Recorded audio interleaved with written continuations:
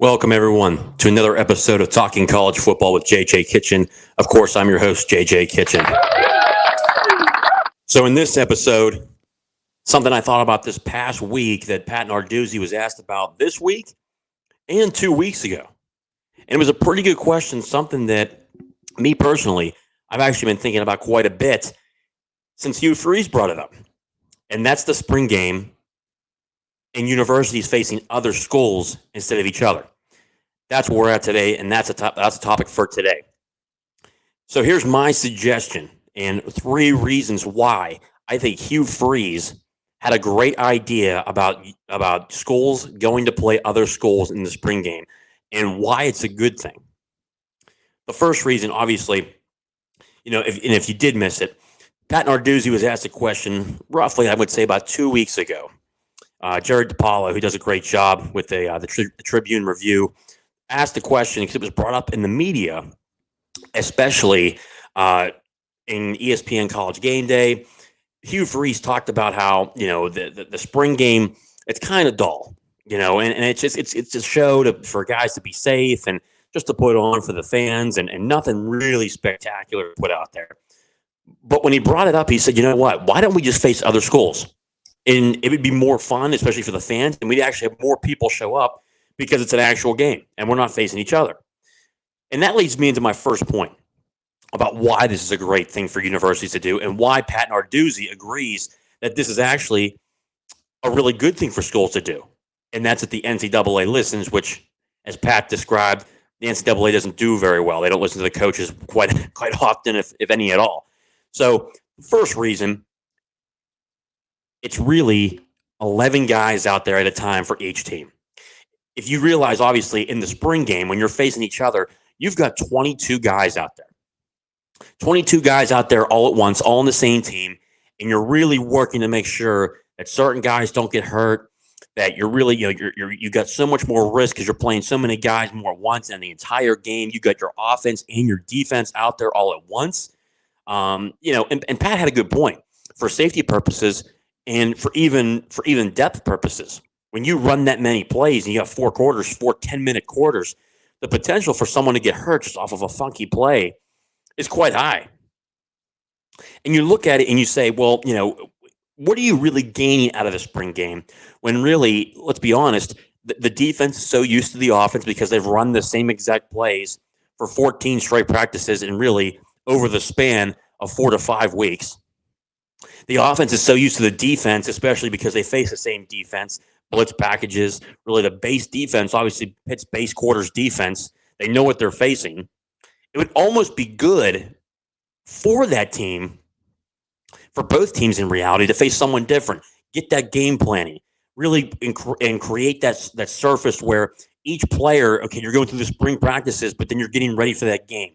And the coaches are allowed to really look at it and see, especially the young guys that didn't play the year before, where are they in terms of development with preparing game prep days?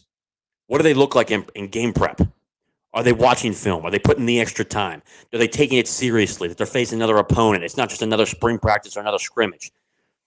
I think that's a really good thing that schools really need to take a look at. And I think the majority of schools would really be in favor of, because it would be really more enticing, but more importantly for the coaches, you're actually taking less players off the field, taking more players off the field and allowing less guys on all at once. Instead of having 22 guys out there, you got 11. Pat Narduzzi talked about that. And I think it's so important, and I think it would be really good just for the safety purposes for each of the players to have just one side of the ball out there at once, and you're really limiting the chances of someone actually getting hurt during a meaningless game in the spring, but something that could really be attractable for the coaches to look at it and say, hey, this is great film for us to watch this. Reason number 2, I really believe this would actually make the players more pumped up to play the spring game. After a while, it's kind of like fall camp. When you're in fall camp, when you talk to the players and they have the interviews during the fall season, week 1, they're all pumped up. Football's back. They're ready to get cracking. Especially the first couple of practices are really just, in helmets, and then they're just in shoulder pads, skellies, and then it's finally practice 4 or 5 where they start hitting. By week 3, when you're starting to talk to the players, they're like, man, I'm tired of hitting the same guys over and over again. I'm ready to hit somebody else. I think that could really be attributed to the spring game too. You got 14 practices over really a 4-week span.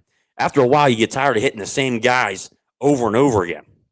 Have that 15th practice really be the game, the reward. You're now prepping to face another team. You're prepping to go against another offense or another defense.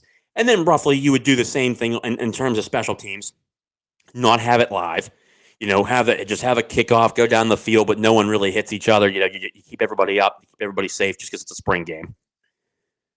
But overall, I think the players would actually be more enticed by that to play another team.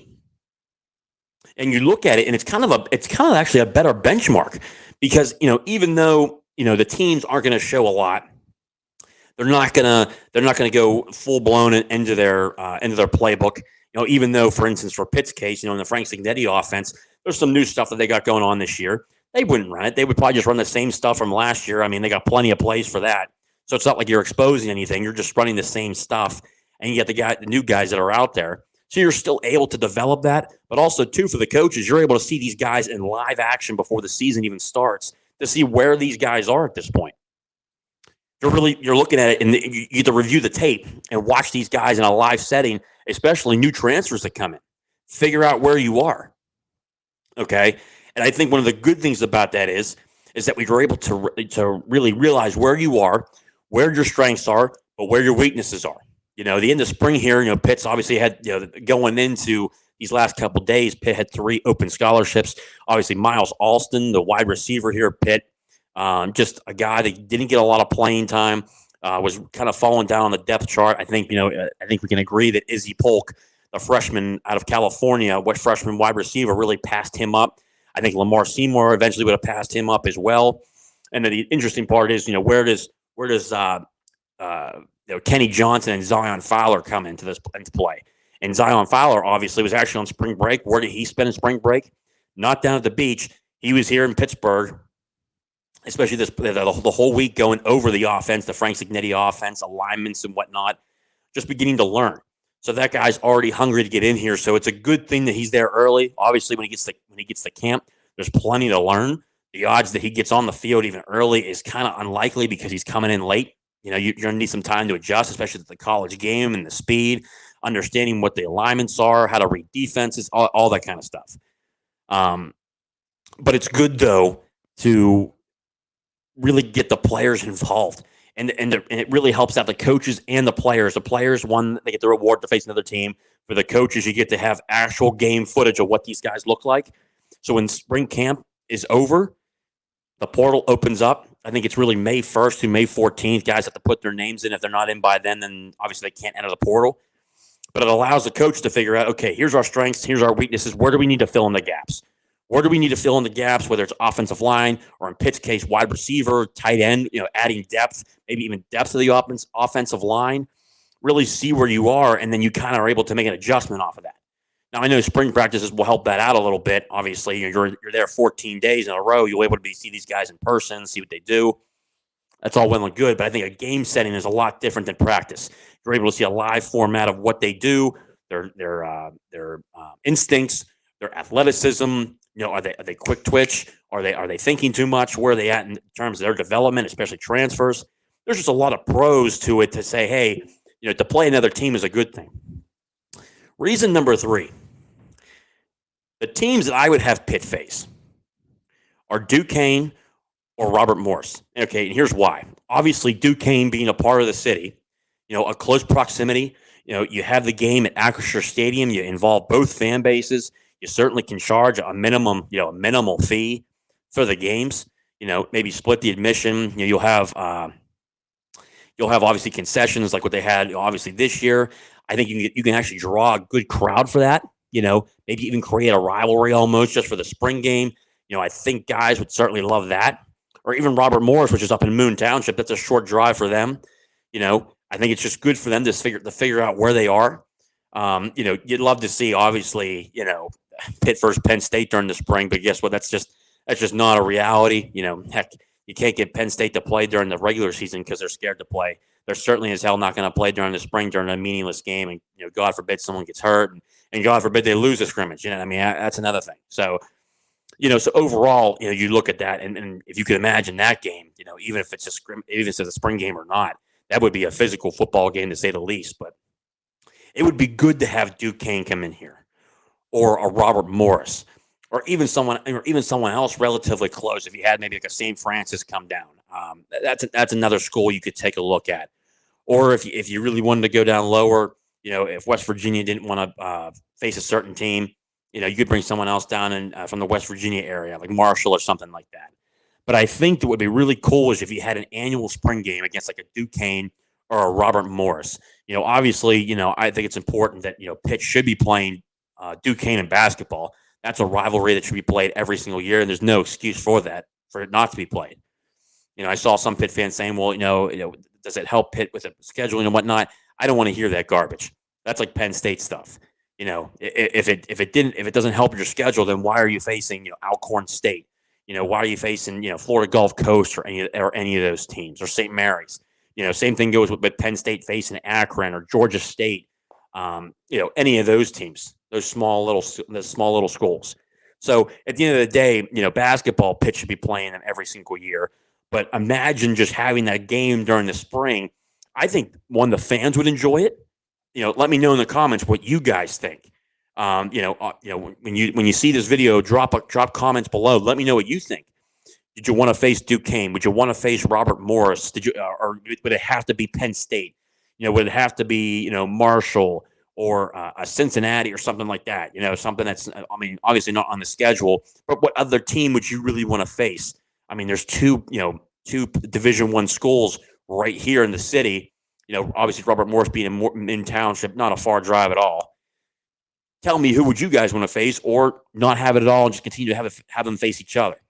But for me personally, I think that is so good to have both schools be a part of that. Have the game at Acrisure Stadium every year, certainly big enough. You bring both fan bases. That would draw a large crowd every single year. I like the turnout this year. Obviously, it's not one of the larger turnouts, obviously for a spring game, but we filled up really one side of the stadium, which is great. It's on the lower bowl. I can tell you this: probably double that or triple that if it's Pitt versus Duquesne or Pitt versus Robert Morris. You're able to bring those schools together, two fan bases, right in the city of Pittsburgh. You're able to really draw that hype. But also, too, as a fan, you're excited to see that. You're excited to see the first team offense versus the first team defense versus Robert Morris or Duquesne, see where they are. It's good for the Duquesne teams or the Robert Morrises of the world to see, okay, hey, this is a Power 5 team. Do we get absolutely obliterated, or do we keep it close? There's a positive to both of that to figure out where they are. So when you look at it overall, I think those three reasons, playing, the first reason, obviously, playing 11 guys. Playing 11 guys only on the field, so you're not playing 22. It's a safety thing, but also, too, less of a chance for someone to get injured. Number two, obviously, players, will probably see it as a reward. You're allowed to figure out, and really as a coach, I think as the coaches see, where are they in terms of game prep? Where's their mental state? Are they excited to play this game, but also, too, what's their preparation going into this game? It's not just a scrimmage. It's an actual game-like game and game-like atmosphere where you're taking these games to figure out where these players are mentally, developmental-wise, what are they good at, what do they need to work on for the season to come, to where you already understand where kind of the bar is, where they have in terms of prep for these games. Where is their mental state for these preparations for game week? You're able to get basically a nice enticing feeling where they are, especially with it's a new group, new transfers. Figure out where this team is in general, mental state-wise, physically, and then how they prepare for these games and how serious do they take these, because they should be taking it seriously because it's a live game versus another opponent. They should be excited for it. And I know the players would love it, and this is more of a reward really for the players because you're facing another team and you finally get to hit somebody else. For 14 straight practices over a 4-week span, you're really facing the same guys over and over again. Let's be honest. The players would love to hit somebody else and get that judgment, and especially too a crosstown rival like Duquesne, especially in the Power 5, not in the Power 5, but the Division I level. It's always good to bring those in, or even Robert Morris. They take it seriously. They'll want to beat them badly, even though it's a spring game. And finally, it's just great for the city. That would be a very much in terms of just exposure. You're really bringing the city together in terms of football. It's a spring game. It would certainly be a headline. especially in the city, bringing multiple, thousands of fans together down at Acrisure Stadium. The atmosphere would be really good. I just think overall for the city, it's really good. And split up the revenues from the game, whether it's commissions from the admissions or the concession stands, anything. I think that's just a really good thing overall for the city to bring football in right in April, halfway point till you're actually playing live games in the beginning of September. It's good for the city. If Pitt played Duquesne for a spring game or Pitt versus Robert Morris for a spring game, that is good for the city.